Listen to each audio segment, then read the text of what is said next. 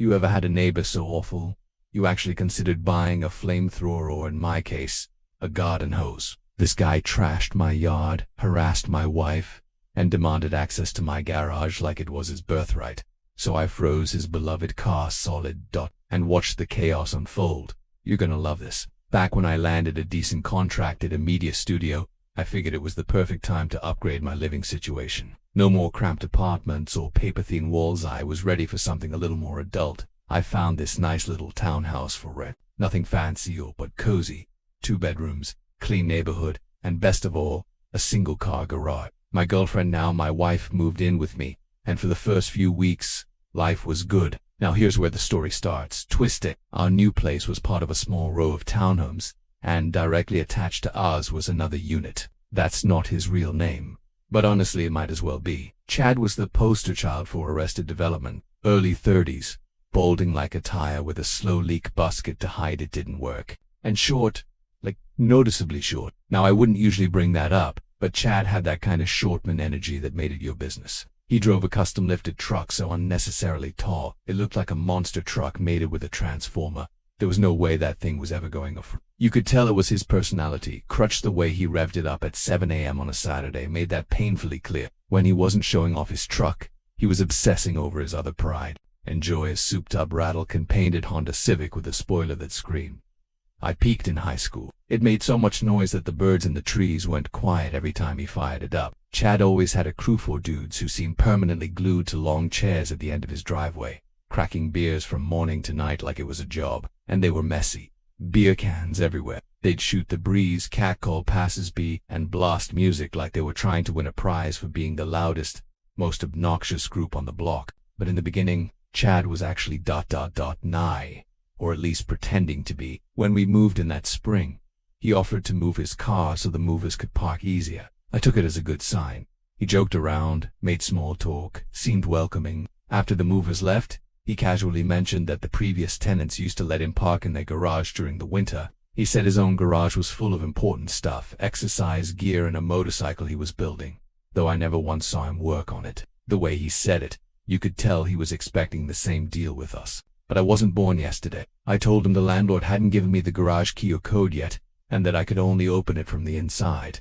Chad's reaction was weirdly specific. He said his old code didn't work anymore either. That raised a red flag. Why would he still be trying to use the code to a garage he doesn't rent? A few days later, while chatting with the landlord, I brought up the garage situation. That's when things took a turn. He warned me flat out not to share the garage code or keys with Chad under any circumstances. Apparently, just after Christmas, the previous tenants had been robbed. The place got cleared out, electronics, jewelry, even holiday gifts. No signs of forced entry. The landlord didn't have proof, but he strongly suspected Chad and his crew were involved. He'd changed the locks and reset the code before we moved in, just to be safe. From that point on, I viewed Chad differently. That friendly vibe, fake as a $3 bill, and it didn't take long for the mask to drop. Over the next couple weeks, Chad kept bringing up the garage. Casually at first, then less casually, then full-on demanding. Every time I gave him a vague excuse or brushed it off, his tone changed. Less neighborly, more entitled, like he was doing me a favor by asking. When I finally stood my ground and told him no straight up, he lost it. Eyes bugging, fists clenched. His buddies had to hold him back. No joke. I wasn't scared, but I was definitely on alert. And that's when it started. The passive-aggressive war. At first, it was little stuff. Beer cans showing up on our lawn. My driveway being mysteriously blocked by his big dumb truck. Chad and his crew sitting out front late into the night, shouting and blasting music loud enough to rattle our windows. My girlfriend would walk out to check the mail, and they'd whistle up, make nasty comments when they thought I wasn't around. Every day became a game of how will Chad mess with us next. It was like he'd made it his personal mission to bully us out of the neighborhood. I tried to document what I could, but the guy was clever. Never anything the cops could really act on. And thanks to some neighborhood gossip, I learned why. Chad's dad had been a local cop, and ever since he passed away, the local PD had given Chad a little extra slack. Nothing official, but enough that noise complaints and nuisance calls about him just vanished. Everyone knew he got a free pass, and he knew it too. This wasn't just some annoying neighbor anymore.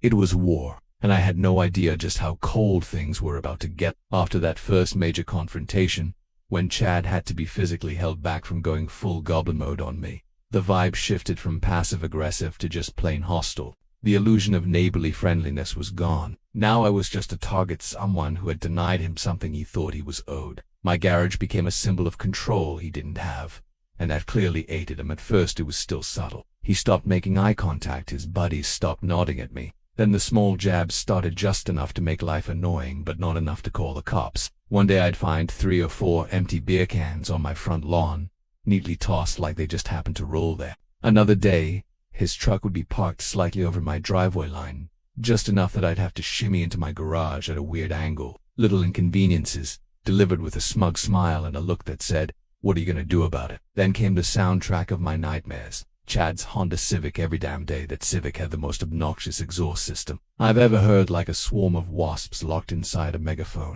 He loved to rev it in the middle of the day, during dinner, and especially late at night. It didn't matter what time it was. If Chad felt slighted or bored, he'd fire up that glorified lawnmower and let the whole street know he was still around. What's worse, I caught on that he wasn't just being a nuisance, he was targeting my wife too. If I wasn't outside, she'd get whistled at, mocked. Eva had one of Chad's buddies try and warn her that I wasn't a good neighbor, just creepy, weird power play stuff. That flipped a switch in me. It wasn't just personal anymore, it was protective. Still, I kept things cool. I documented. I took photos of his truck blocking my driveway. I snapped shots of the beer cans and the Civic revving past midnight. I even tried talking to the landlord again. He was sympathetic. He knew all about Chad's antics, but his hands were tied. This wasn't a gated community. No HOA, no real way to punish behavior that was just shy of criminal. Then winter rolled in. Now here's where things get fun. Because see, Chad's lifted truck. It was way too tall to fit in his garage, something he never seemed to accept. And now, because of city bylaws, he couldn't park on the street overnight during winter months. Too much snow, plows needed room. He tried to swing a deal to park in the visitor lot, but that got shut down too. So suddenly, the dude who thought he ran the block had nowhere to stash his truck or Civic without breaking the rules. His Civic, usually parked under a fabric car cover, became a point of tension. I think it was his backup plan, his cool ride, when the truck wasn't usable. But some local kids must have thought it looked like a fun target, because one day, that car cover got slashed to pieces. Big gouges torn in the fabric. Spray paint tags that weren't legible, but definitely weren't flattering. Scratches on the paint. And guess who he blamed? Yep, me. He didn't come out and say it, but I saw it in his eyes. The minute he laid eyes on the vandalism, he looked directly at my house. I was in the living room, blinds open, sipping coffee like it was the most casual Sunday morning ever. He stared at me with this simmering rage, like he was just waiting for an excuse to go full sc. The next day it escalated again. We had put up some basic holiday decorations, nothing fancy. Just some lights, a wreath, a few plastic candy canes lining the walkway. We woke up on January 2nd to find every single one of them ripped out, shattered, and dumped on our front lawn like trash. Some of the lights were even still plugged in, just yanked so hard they snapped. It was the final straw. I didn't have a smoking gun at not like I had video footage of Chad ripping them down, but come on. Who else had a motive? The vandalism, the threats, the beer cans, the catcalls. It was building into something ugly, and I was done playing defense. This is where the gears started turning. See, I'm not usually the revenge type. I'm the let's keep the peace and outsmart the problem guy. But after watching my wife deal with constant harassment, after dodging Chad's truck every day like a boss level in Mario Kart, after having my holidays trashed, something inside me cracked, and then the weather handed me a gift. The forecast that week predicted one of the worst cold snaps in years. Temperatures were supposed to dip below zero and stay there. I remember watching the news say something like, if it's not indoors or insulated, it's gonna freeze. And that's when the idea hit me. What if his Civic didn't go anywhere for a while? What if it froze? Now, obviously it couldn't be too obvious. I didn't want to get caught, and I wasn't going to destroy the car, just immobilize it. Make it look like an accident. Just a perfect little slice of winter revenge. Served cold and icy. I checked my hose spigot. I had a garden hose long enough to reach across the driveway if I angled it just right. The idea, lightly spray his car with water every 30 minutes, overnight. Not enough to make noise or draw attention, just enough to let layer upon layer of ice build up. Like frosting a cake. With vengeance I mapped out the plan. Set timers, told my wife not to ask questions, and then waited for the temperature to drop. And when it did, the chill was about to hit a lot harder than Chad expected. Once the calendar flipped to January and our decorations were ripped to shreds, something shifted in me. It wasn't fear anymore. It was resolve. I realized that Chad had mistaken our silence for weakness. He thought he could just keep poking, keep messing with us, and we'd just take it. But he didn't understand people like me don't lash out right away. And when we hit back, it's surgical. But before that icy justice could be served, Chad still had more venom to spit. The week after the decorations incident, I started noticing just how far he was willing to go to make our lives miserable. His beer can littering escalated into full-blown trash dumping. One morning we woke up to a half-eaten pizza box dumped on our porch like some greasy offering. Another time I found a smashed six-pack of empty bottles lined along the side of our driveway like some kind of messed-up runway lighting. He also got louder, not just his Civic, which he now revved obsessively every single night before 11 p.m., but his parties got rudier. Weeknight or not, he and his 4 buddies would sit out in freezing bundled in hoodies huddled around a fire pit he dragged into the driveway, drinking and yelling like it was Mardi Gras. They had no shame and absolutely no respect for anyone trying to live like a functioning adult. What made it worse? The other neighbors stayed quiet. I later found out most of them had tried, at one point, to stand up to Chad, but after enough of their tires got mysteriously slashed, or windows mysteriously accidentally broken by random baseballs, they gave up. No one could pin anything directly on him. There was never enough proof, just patterns, coincidence, and a guy with a nasty reputation, who was too close with the local PD to get seriously reprimanded, so Chad kept doing whatever he wanted. His new favorite tactic, blocking me in. At first he'd just park a little too close to my garage door. Then it became a full-blown blockade. There were at least 3 mornings in January where I had to walk over to his place, knock on the door, and ask him to move his truck because I couldn't get out. He'd act like I was interrupting some big moment every time with that fake smile and, "Oh, sure thing, buddy," attitude. One time he told me, "You know, this would all be easier if I could just use your garage." I just smiled. Didn't say a word, but that moment locked in my plan even tighter. My wife, bless her, was trying to keep calm, but I could see it wearing on her. She'd stopped walking to the mailbox unless I was with her. She always double-checked the locks before bed. One time, after getting heckled by Chad and one of his goons while unloading groceries, she came in shaking with rage. That was it for me. I had to finish this. And as if the universe itself wanted payback, that week's forecast promised a deep freeze. Nighttime lows were projected to hit -18 degrees Celsius. We were talking about pipes freezing, car batteries dying, breath crystallizing cold. It was perfect. So here's how I pulled it off. I waited for Thursday night. Chad's Civic had been out in his driveway for days, probably because the street rules didn't allow overnight parking anymore, and the visitor law denied his circus truck. I saw him tucking his car in under that half-torn car cover, muttering to one of his buddies about how the scratches were still visible. If that punk had let me use the garage, this wouldn't have happened. I heard him say, "Game on" at 9:45 p.m. I bundled up, pulled the garden hose from the garage, and threaded it quietly around the side of the house. I made sure the spigot was connected and the nozzle was set to a light mist. My plan wasn't to soak just to lightly coat. Slow, steady, almost like a winter drizzle. Just a quick, careful sweep over the roof hood and around the wheels. I wasn't trying to flood it, just build layers. Thin ice sheets that, hour by hour, would harden into a solid ink. The temperature dropped below freezing by midnight, and the real chill hit around 1 a.m. By 3 a.m. that car looked like a glossy sculpture. At 5:30 a.m., just before sunrise, I did my final spray. The Civic was sealed to the concrete like a glazed donut. You could see the texture of the driveway underneath the ice, frozen tight around the tires. I reeled in the hose, wiped down the nozzle, and stashed everything back inside the garage.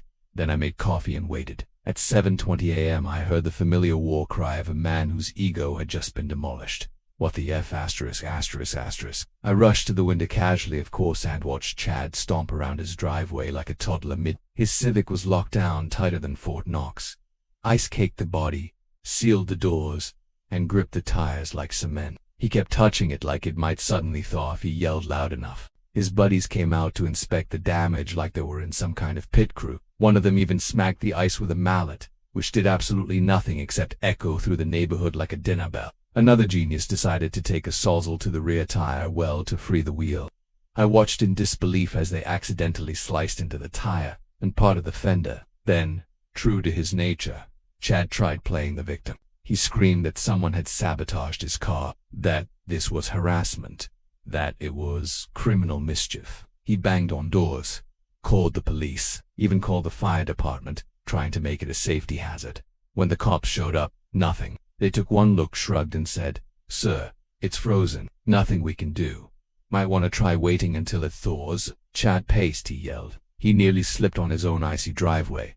His voice cracked from screaming so much. I had never seen someone unravel so fast. It was like watching karma arrive on an icicle-shaped throne. For the next week, his Civic didn't move. Temperatures stayed low enough that the ice held firm. His friends gave up trying to free it after the second day. Eventually, the fender had so much damage, it sagged like a broken wing. I'd see him out there daily, chipping at it with a scraper, kicking the tires, cursing the skies. Finally, one sunny afternoon, after some minor melting, the Civic popped loose. You'd think the ordeal would have humbled him. Nope.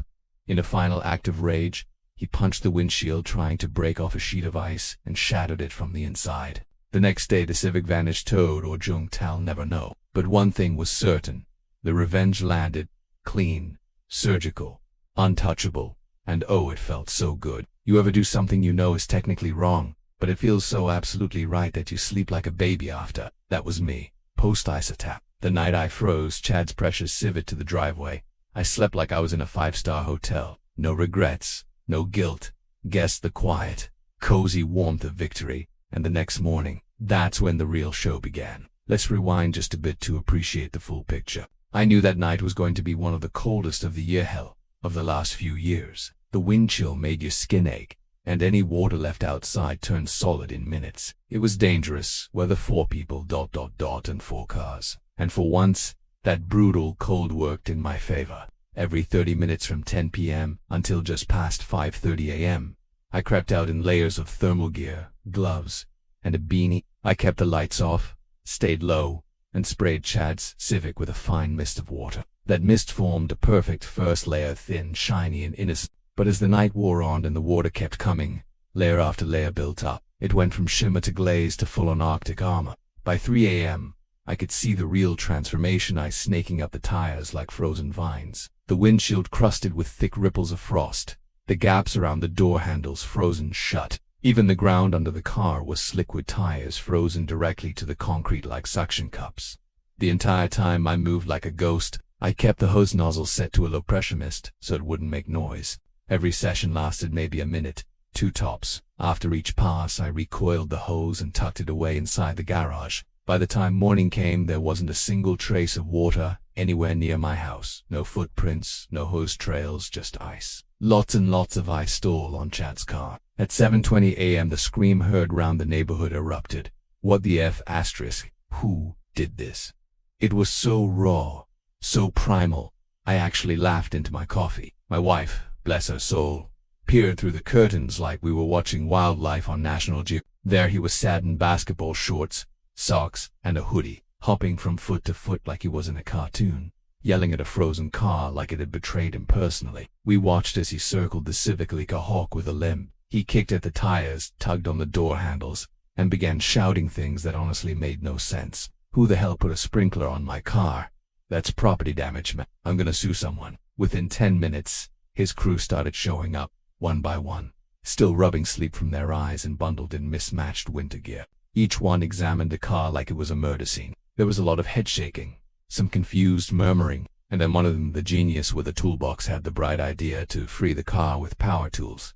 That's when the chaos escalated. Out came a heat gun, then a blow dryer, then, no joke about, the guy started cutting into the ice around the wheel well, thinking it released the tire. Instead, he shredded the plastic fender, nicked the rubber on the rear wheel, and managed to split part of the undercarriage panel. Meanwhile, Chad was pacing like a caged animal, trying to explain what had clearly happened. I told you, someone's got a hose. They're jealous. They want to screw with me because I got nice stuff. Dude, your Civic had a duct-taped spoiler. Still, they kept at it. One of the guys brought out a kettle of hot water, poured it over the hood, and the steam fogged the windshield so bad you couldn't see the cracks forming. Another guy tried using rock salt on the driveway edges, thinking it might loosen the tires. The salt melted a few spots, then refroze, turning the driveway into a skating rink. By 9 a.m., Chad called the police. Now, I'll give him credit. The performance he put on for the cops was Oscar-worthy. He acted like someone had personally attacked him with intent to destroy his prized vehicle, claimed it was criminal damage, probably gang-related, and suggested I might know something, because I had a security camera facing the street. Of course, the cops didn't buy any of it. 2 officers showed up, poked around the Civic, and just shrugged. "Sir, it's a cold snap. If your vehicle's frozen, it's not a criminal matter." One of them even said, "It's January in Canada. This stuff happens." They left with a polite wave and probably had a good laugh in the cruiser. Chad wasn't laughing. For the next 3 days, the Civic sat in place like a failed ice sculpture. Every time the sun hit it, a little more ice melted. Every night it refroze. The temperatures hovered just around freezing, never warm enough to fully thaw it out. He kept trying hair dryers, blankets, even a propane heater at one point. By day 4, the car had taken serious cosmetic damage. The fender was mangled. The tires were warped from uneven melting. The windshield was cracked from both cold stress and the fact that he was punched it with his bare fist in frustration. And me, I played it cool. Real cool. I waved at Chad every morning like nothing happened, took out my trash with a smile, shoveled my driveway in peace, even brought cookies to the neighbor across the street. I was the picture of innocence. Eventually, the weather warmed just enough to set the Civic free. I came home one afternoon to find it gone, leaving behind a puddle of ice melt and tire marks, where it had finally been peeled from the pavement. Part of the fender was still sitting on the curb, like a sad little trophy. Chad didn't speak to me for a while after that. No beer cans on the lawn, no loud Civic revving. It was like he had been ... humbled, or at least embarrassed enough to stop drawing attention. I won't lie, it felt amazing. But the story doesn't end there. That spring, my work contract wrapped up and I moved out. I packed up the townhouse, thanked the landlord, and drove off into the sunset with my wife, finally free of Chad's chaos. Months later, I got a message from that same landlord, an article link and one line. Guess who finally got caught? Chad and 2 of his buddies had been arrested for robbing a convenience store after hours. Apparently, they'd been hitting local shops for months, using masks on a stolen van. But this time, they got sloppy security. Cams caught everything, full facial IDs, and the cops, no longer willing to protect the dead cop's son, finally took him down. Justice. Sweet, poetic, karmic justice. I didn't need to lift a finger after that. My revenge had already been served, one icy layer at a time. And that Civic, well, wherever it ended up, I hope it's thawed out by now. Revenge is best served cold. But in my case, it was below freezing, layered and iced, and served in 30-minute intervals. After months of dealing with Chad's trash heap behavior, his threats, his constant harassment, and the final straw of our destroyed Christmas decorations, I hit a breaking point. I wasn't going to retaliate with fists, vandalism, or another juvenile stunt. That's how people like Chad operate. No, I wanted a revenge so clean, so elegant, that he couldn't prove a thing. I didn't just want him frustrated, I wanted him speechless, helpless, frozen, literally and metaphorically. The weather was the key. It was the second week of January, and the forecast looked grim.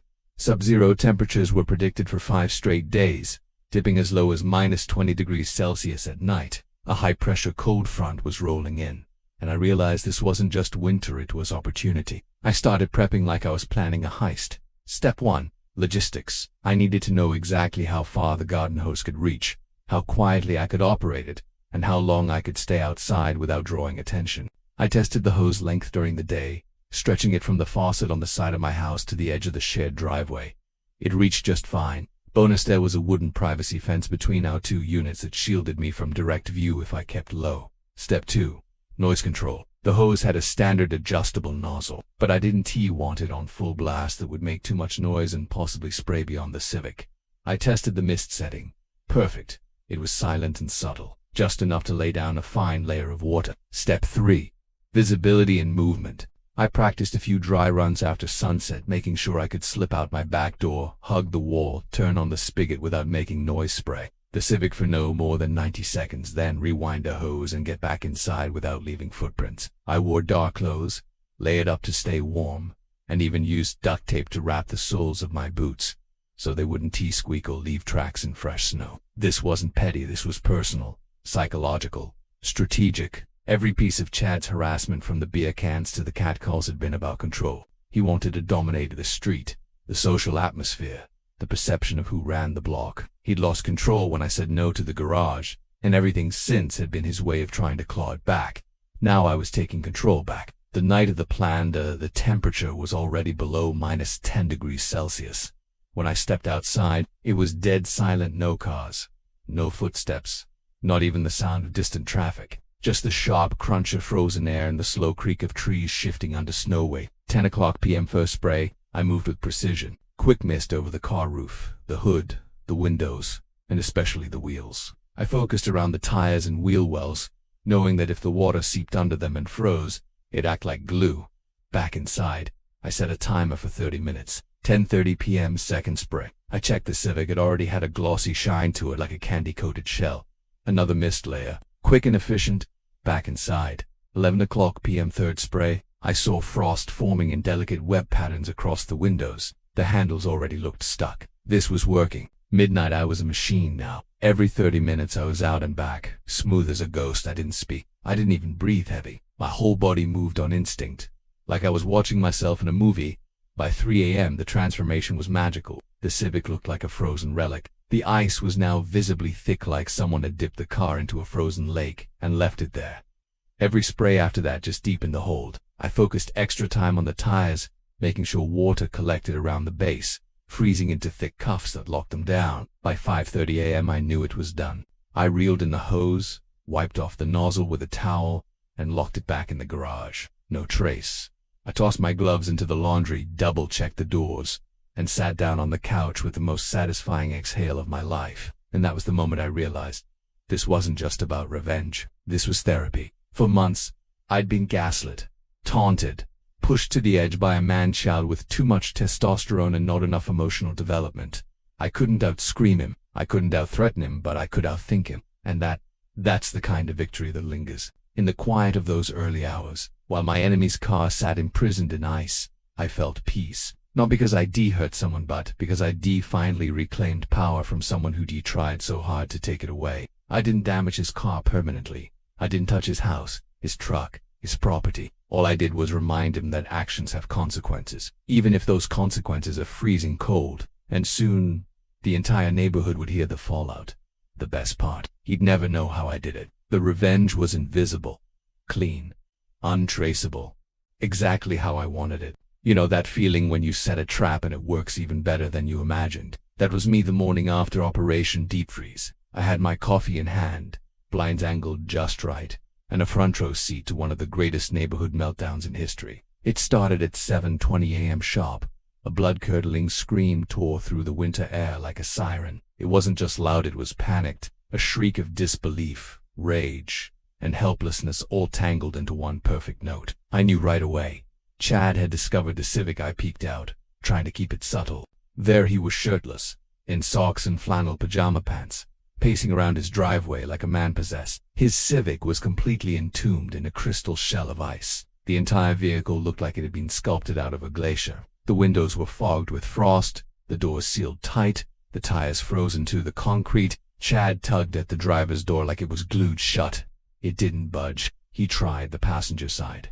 Nothing's in the trunk. Slam, slam, slam. He stepped back and just screamed into the air. What the F***? Within minutes, his crew trickled out of their houses. One brought coffee, another had a toolbox. They all circled the Civic like it had been dropped there by aliens. Dude, someone sprayed it. Look at the ice, man, it's thick. You think it was the weather? The weather doesn't do this. Bro, this is sabotage. That's when Chad's ego kicked into overdrive. This is an attack. Someone came out here with a ******ing hose. They're jealous. Jealous of what I got. I nearly choked on my coffee. Let's pause here. Jealous of a decade-old Civic with mismatched panels, an aftermarket spoiler, and a custom exhaust that sounded like a blender full of gravel. Yeah, sure, Chad, super jealous, still I kept quiet. No need to gloat. This was his theater now, and the show was just getting started. First they tried brute force. Chad grabbed a crowbar and wedged it into the driver's door seam, trying to pry it open. All he managed to do was chip some paint and snap the tip off the crowbar.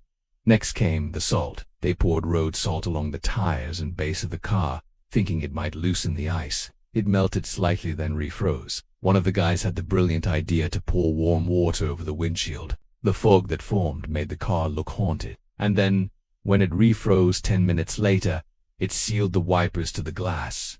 They tried tapping the ice with a rubber mallet. They tried scraping with shovels. They even ran an extension cord out and brought a literal living room space heater, and aimed it at the tires like that would somehow melt through solid ice. At this point, the Civic looked like it had been pulled out of the Arctic Ocean. Steam curled into the morning air. The driveway was turning into an ice rink, and the car was still frozen solid. Then came the power tools. One of Chad's friends returned with a I swear, I actually gasped when I saw them start cutting into the ice around the rear wheel. The vibrations made the panel flex, then crack. A chunk of fender broke off. The friend panicked and backed off, but the damage was done. Chad snapped. He started kicking the Civic, punched the windshield, screamed, "This is bulls, asterisk, asterisk, asterisk," at the top of his lungs. And then, of course, came the final car. The cops. I watched from my front window as 2 officers arrived around 8:30 a.m. Chad launched into full victim mode, arms waving, voice rising, trying to play the wounded party. "Someone attacked my property. I want charges pressed." The cops inspected the car, asked a few questions. One of them even leaned down and touched the ice. "Sir, your car's just frozen. It's been below freezing all week. Could have been condensation, could have been overnight snow. It's unfortunate, but this isn't vandalism." Chad's jaw practically hit the pavement. "You're telling me this just happened?" "No one did this." One of the officers shrugged. "You'd be surprised what happens in this kind of cold." The cops left. Chad was livid, but the damage wasn't done yet, not physically. Anyway, the best part was the psychological toll. Over the next few days, I watched Chad slowly unravel. Each morning he was back at it, chipping, scraping, pulling, swearing the ice didn't melt, it grew. As the sun hit the car during the day, parts of it would loosen slightly, then refreeze at night even harder. The layers thickened, water ran into crevices, and froze shut the doors even tighter. The entire neighborhood knew what had happened, but no one said a word. It was like unspoken justice had been served, and everyone respected it. A couple of my other neighbors nodded at me during the week. One even gave me a thumbs up as he passed by. No one said what they were thinking out loud, but we all knew we knew. And then came the explosion. Not literal, but emotional. It was the 6th day. The weather had warmed just enough that most of the ice had cracked and started falling off in pieces. Chad, clearly at the end of his rope, tried to force the issue. He climbed into the car, finally able to wrench the door open and tried to reverse it out of the icy trench. The wheels spun. Smoke puffed. The Civic lurched and then stopped with a horrible metallic screech. He got out, slammed the door, and punched the rearview mirror clean off. Then he did something even dumber. He grabbed a metal snow shovel and smashed it down on the hood like the car was to blame. The sound it made, awful. That thick thud of metal on metal carnage. The shovel left a huge dent. His scream that followed was louder than any Civic ref. And then, silence. That was the end of it. The Civic didn't move again until 2 days later, when a tow truck finally came and hauled it off. The driver had to scrape ice off the tires to hook up the winch. I watched the whole process unfold with quiet satisfaction. Chad didn't look at anyone, just stood there, arms folded, red-faced, and defeated. And from that day on, things changed. No more beer cans on our lawn, no more blocking my driveway, no more revving the Civic. Mostly because it was gone. But even his truck seemed. Quiro's ill crew stopped hanging out as much, too. It was like the incident had knocked something loose in their pecking order, and now Chad wasn't the big dog anymore. He was just the idiot who froze his own car by accident. At least, that's how the neighborhood saw it. Me, I knew better, and I didn't have to say a word. That's the beauty of revenge done right.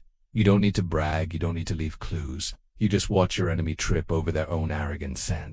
After the Civic was dragged away by the tow truck, something in the neighborhood shifted. It was subtle, like the way a room feels after someone angry leaves it. The air was lighter, quieter. The tension that had pulsed beneath every front door, every sidewalk glance, seemed to evaporate with the ice. Chad still lived next door, but it was like he'd lost the script. His posturing, gone. No more blasting music, no more driveway hangouts.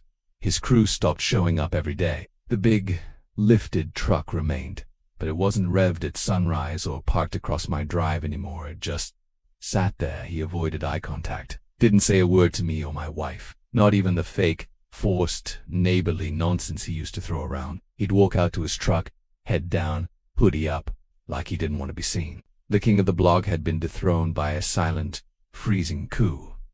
And the best part, he never knew it was me. That secret, that little thrill, made every walk to the mailbox feel like a victory parade. I'd pass his house with a calm smile, wave to the quiet neighbors, shovel my driveway in peace. Life had returned to normal, no, better than normal, peaceful, balanced, hours. By spring my studio contract was wrapping up, and we made the decision to move out. Not because of Chad, he was neutralized, but because the job was done and a new opportunity was calling in another city. My wife and I packed up our things, said goodbye to the few neighbors who had become friends, and loaded the moving truck. I never said goodbye to Chad. Didn't need to. He stood at his door as we drove off, arms crossed, watching with that same sour expression. Maybe he was still stewing, wondering if it had been me. Maybe not. But even if he did suspect, there was nothing he could do, no evidence, no witnesses, no confession. Just silence and a civic-sized hole in his pride. Months later I got a message from my former landlord, a short text with a link in 3 words, ULL.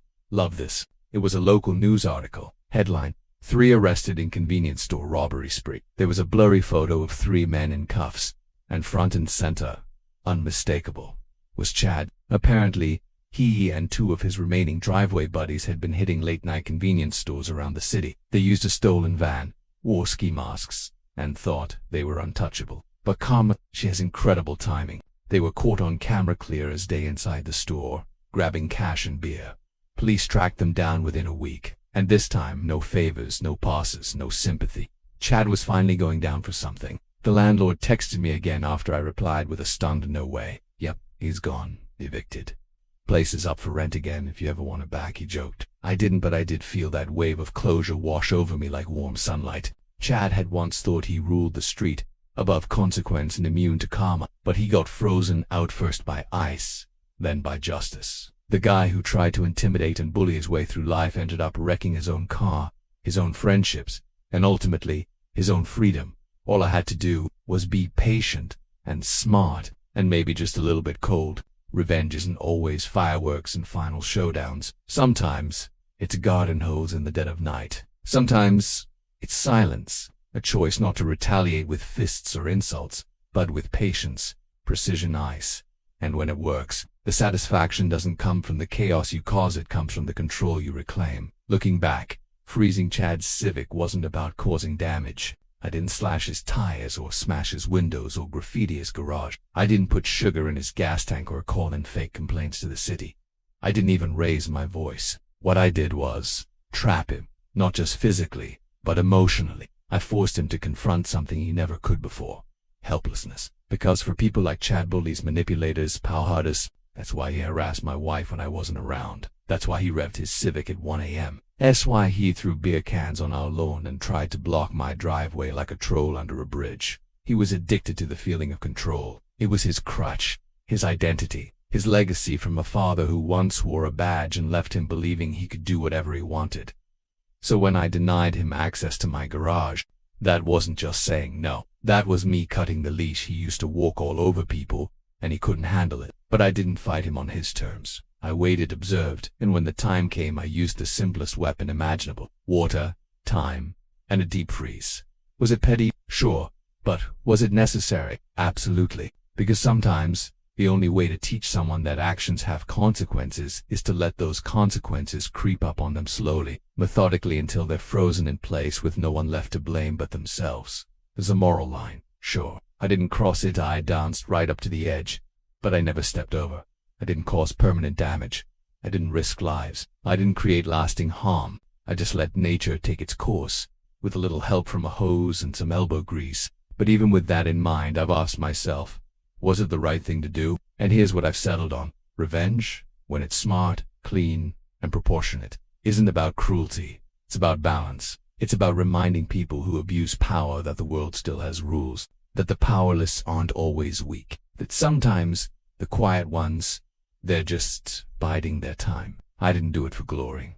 I didn't post about it. I didn't gloat. I let the neighborhood draw their own conclusions. And in doing so, I kept my dignity.